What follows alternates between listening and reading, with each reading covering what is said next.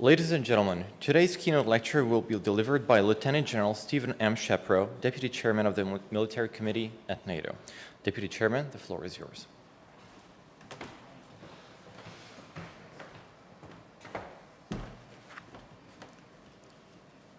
Kosunum, Joestet, Oyonapo. Mr. Antal, thank you for the invitation here. Mr. Spangler, Ms. Korani, and Minister Martini, Your Excellency. Thank you. It's a privilege for me to be here today.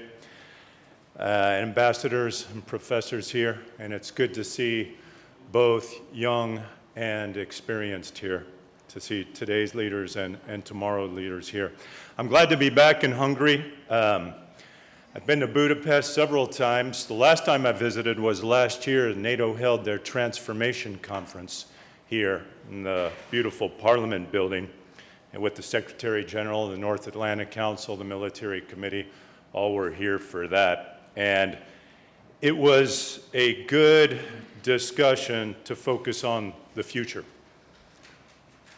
like the conference today. One of the highlights was the Young Professionals Day, where one day was committed to bringing in tomorrow's leaders for having these hard discussions. And it seems like every time I come to Hungary, I note innovation. I note looking forward. Be at this conference yesterday, I had the privilege of speaking with the National University for Public Service, which is a remarkable institute because since 2012 it has joined together the Military Academy and the Police Academy and the Public Administration Academy. I would say this is something that many institutes around the world have sought to do, but it's easier said than done. But it was impressive to see that done. The minister just talked about complexity and the complexity of the future. How do we define complexity? I could define it one way as being the escalation and the conversion of problems, where in the future you need to be able to connect the dots. The minister and Mr. Antal didn't want to talk or didn't talk about networks, but it's something that I will very much emphasize because it's in the heart of NATO. If we are to face complex problems, we need comprehensive approaches. If we're to find comprehensive approaches, we need to establish a culture of being able to forge comprehensive approaches. And of course, this is one thing that keeps NATO relevant as we look forward. So I very much appreciate this conference. I appreciate, again, the opportunity to discuss the future of NATO. I'm sorry I won't be able to take part in the panel, especially since it concerns the challenges of NATO and the role of geopolitics in the 21st century. It's always good to hear what others are thinking about the challenges facing NATO. Naturally, it's something we discuss quite often in headquarters today. So I'm glad that this discussion's on the changing world order.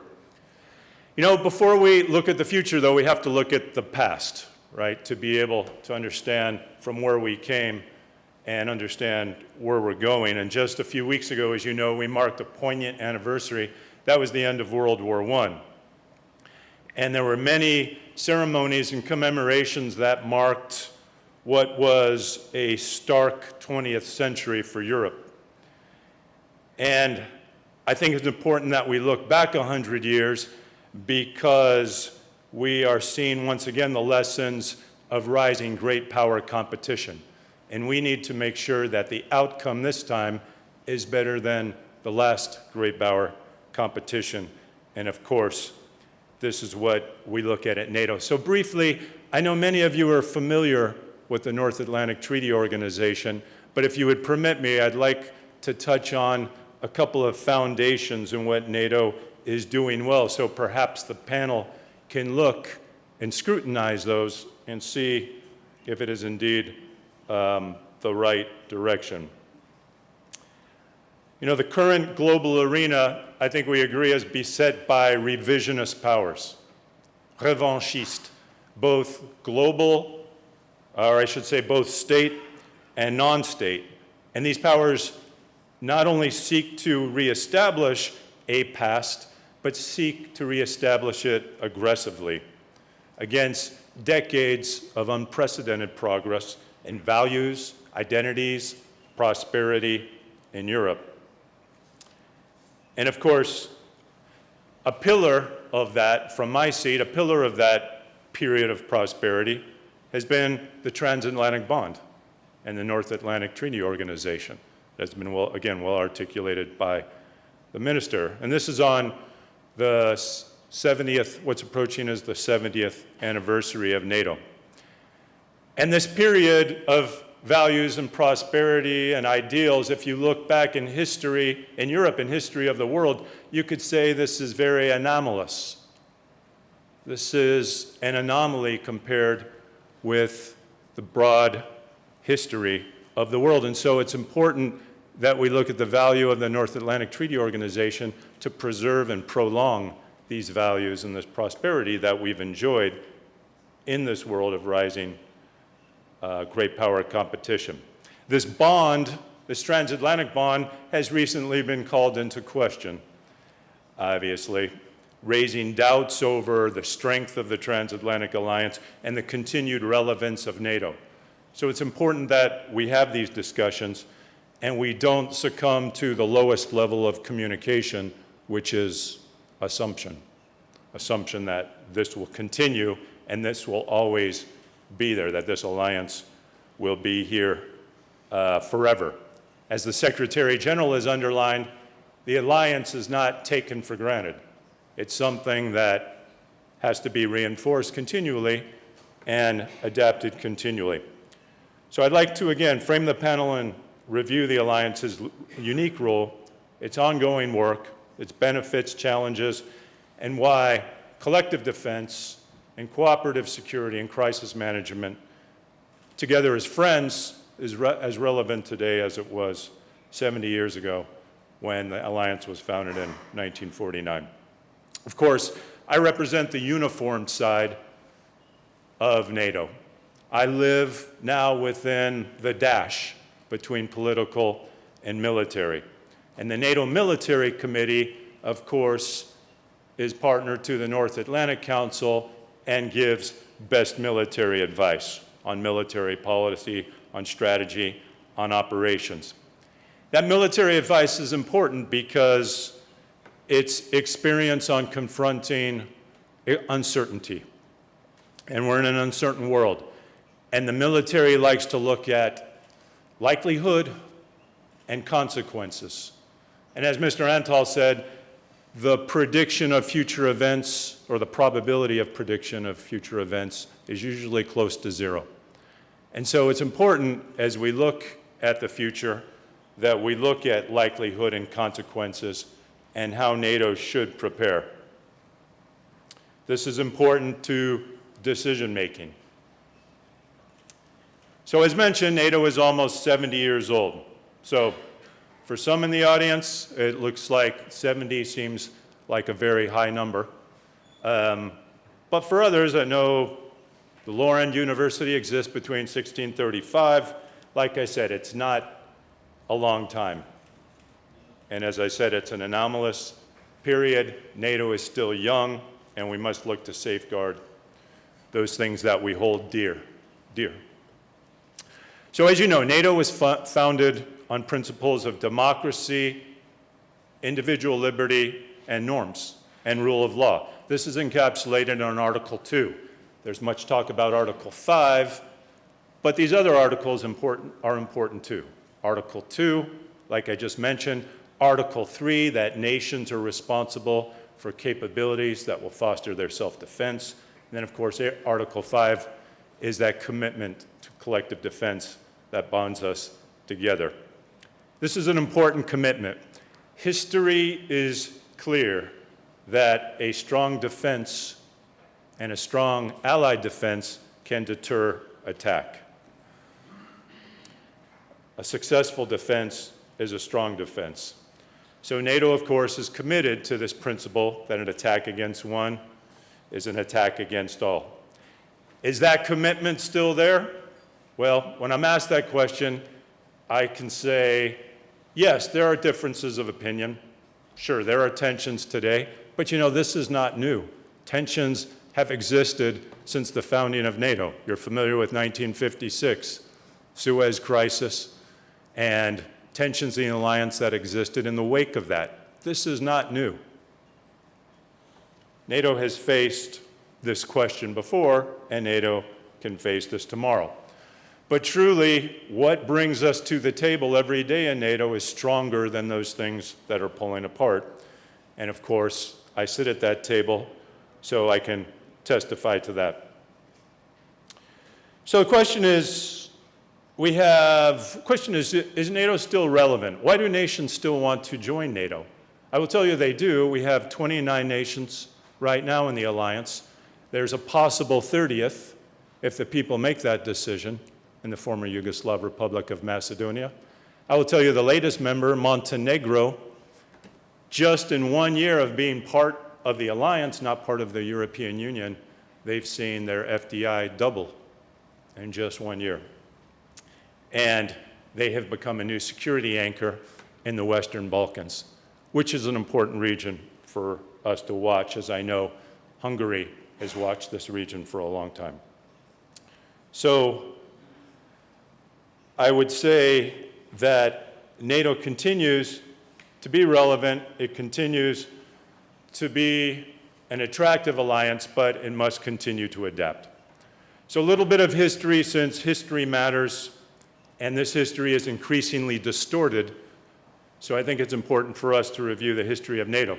The Secretary General likes to speak of 3 different ages of NATO.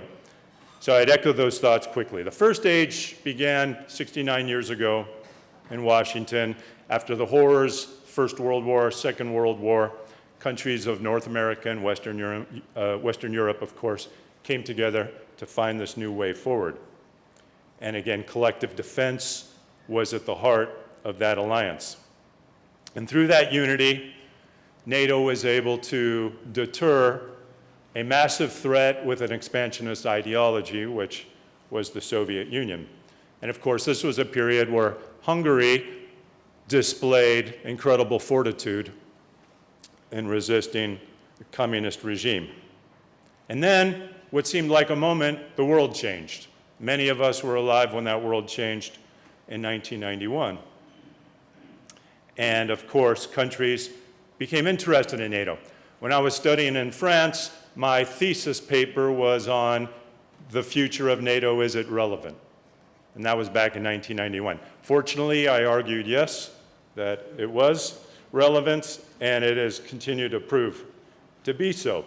And Russia, in the 90s, no longer an enemy, as you recall, became a partner of NATO, is a partner of NATO, currently in a suspended partnership, but I'll get to that in a second.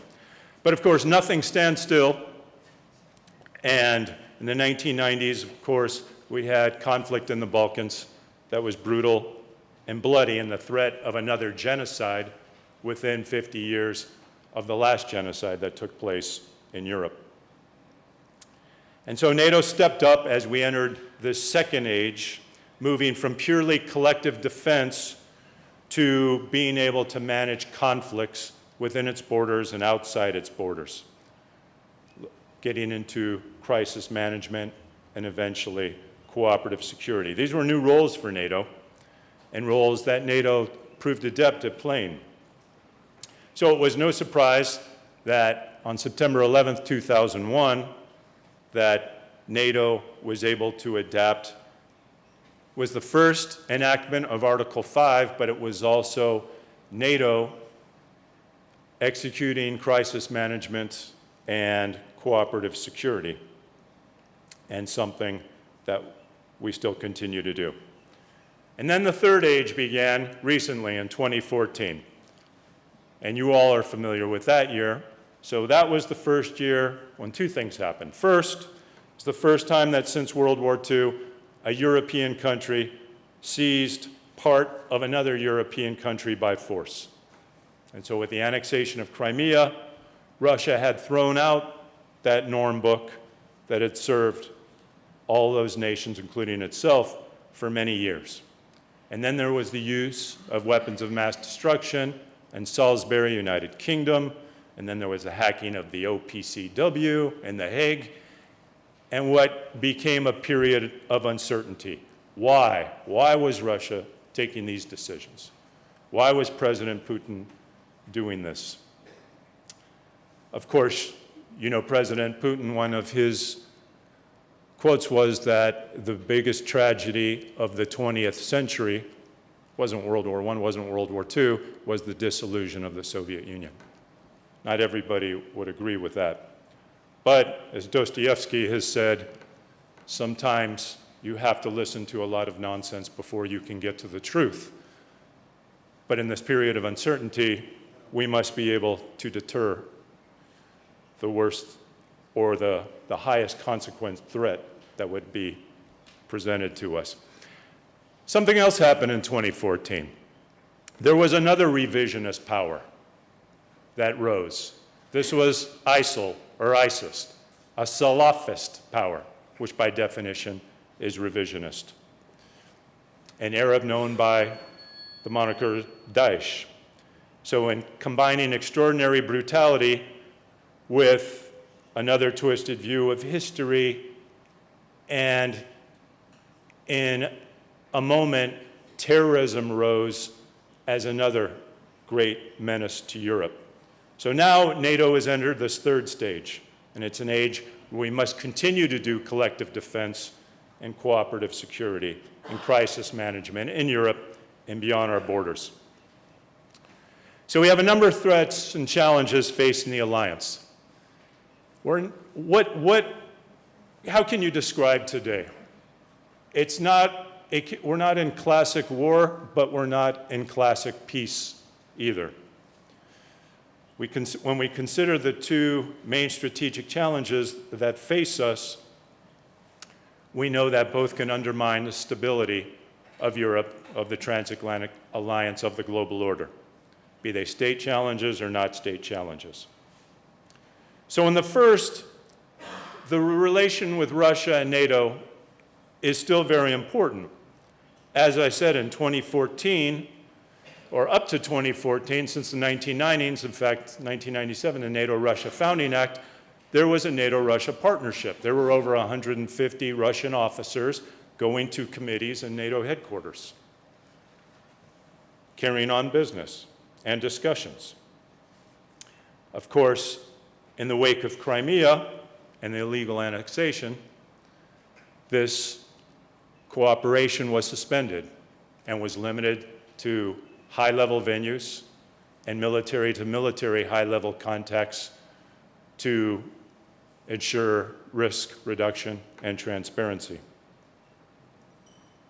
And you know, NATO took action, enhanced forward presence, so battle groups in the Baltic states and Poland, tailored forward presence in the southeast, and current adaptation of the NATO command structure and the force structure to be able to deal with what might be a new speed, scope, and scale of conflict. But NATO's defensive. NATO seeks to deter that. NATO is not looking for a fight.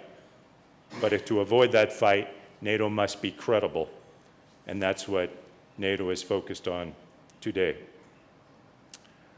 Another challenge, of course, by the non-state actors is a little more difficult. How do you deter non-state actors? One way is you build up institutions and you build up states in those areas that are vulnerable, so-called arcs of instability. And of course, NATO is focusing on that to contain terrorism, to help contain illegal migration. So we have many different tools, but these tools must be comprehensive. They must work with other agencies, which is why NATO since 2016 has sought increased cooperation and collaboration with the European Union. That's been unprecedented and continues to be ongoing.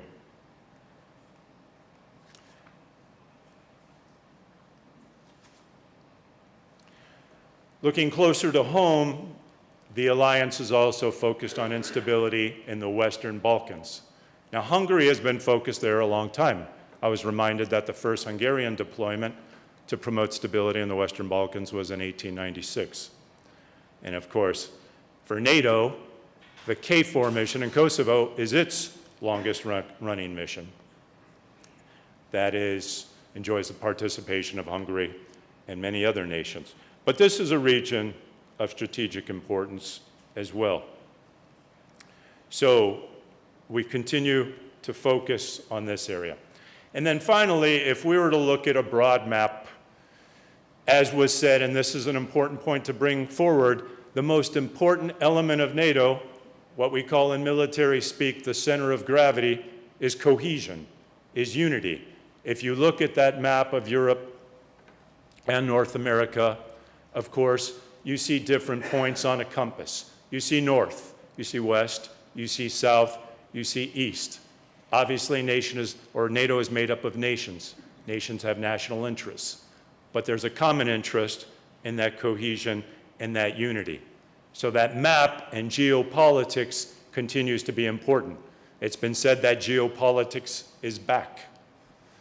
And there's much to be said about understanding the map. Since I'm in Hungary, I would say that I consider Hungary has an important strategic central role at being in the center of that map. And of course, Hungary supports both the defense and deterrence and the projecting stability actions of NATO and projects of NATO. But there's a piece that's not on that map that traverses borders, and what is that? That is the so-called gray area, the hybrid area. This is that area short of the traditional line of military conflict. This is the area I've referred to when I say we are not in active peace, because there are ongoing actions in the cyber realm. There are ongoing actions in the information realm that are difficult to define. When do one of these pass from being a crime to being considered an attack on a nation's security? When you talk the future of the alliance and relevance, it's important to use this new paradigm. Geopolitics, but geopolitics also with new borders. Because we will face disruptive technologies in the future. Everybody has come here with a cell phone or a smartphone. You are connected to a web. You depend on a framework, on a paradigm that is vulnerable.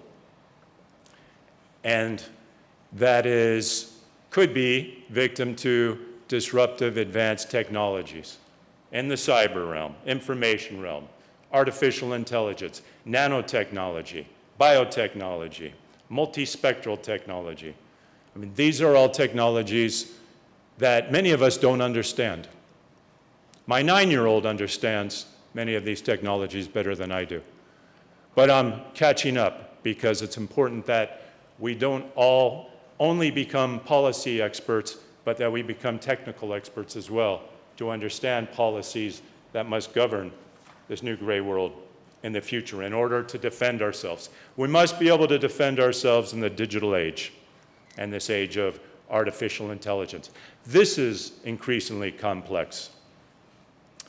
But once again, there is strength in doing this as an alliance, in doing this as friends. Because as friends, we can think trans-regionally, multi-domain, multifunctional. That's hard to do unilaterally. So friends and alliances, as we have, especially a values-based alliance, is more important than ever.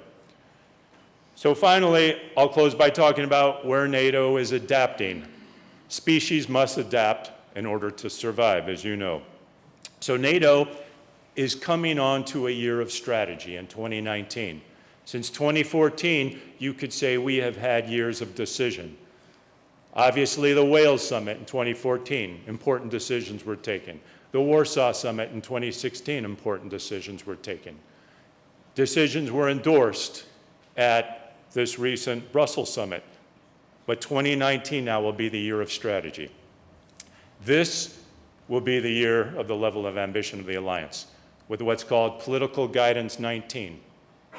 That will codify that level of ambition. The NATO military strategy, what's called MC 400. This will be an important touch point for the alliance.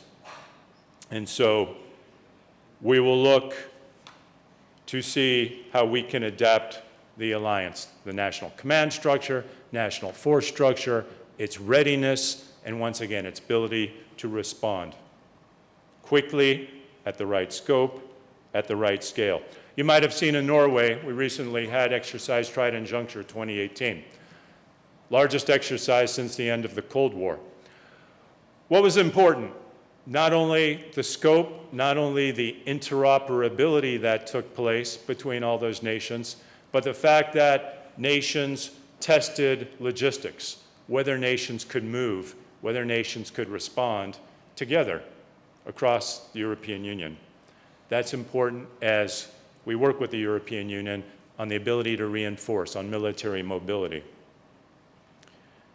And this was, of course, an important deterrence, too. I already mentioned disagreements. Like I said, what brings us together is truly stronger still than what divides us. So I'll close on unity and cohesion. Now, post-Brexit, over 80% of NATO defense spending will be outside the European Union. How solutions are proposed, I won't get into, but I would say that they must be complementary. They must be complementary with what is an established framework of NATO. They must be under a national command structure, or they will become competitive and confusing. So this is an important message that you've heard the Secretary General reiterate as NATO goes forward. But of course, a stronger Europe is in everybody's interest. As I said, these challenges will continue to be in 360 degrees, so we must think 360 degrees. Perhaps it's time to become more dense. That is a symbol of cohesion. But I think, again, the alliance is relevant, and it's important because it has been the framework that has allowed us to do that throughout many trials of history. And so, to wrap up, as we look at the past to frame our present challenges, and we understand our geopolitics to understand the future challenges, we know ultimately that we do this better as friends, and we do this better in an alliance, and that a strong defense is the surest guarantor. And so I continue to argue that the alliance will continue to be relevant now in the future. And thank you for, once again, taking the time to think about these things. And I wish you a good conference. Thank you.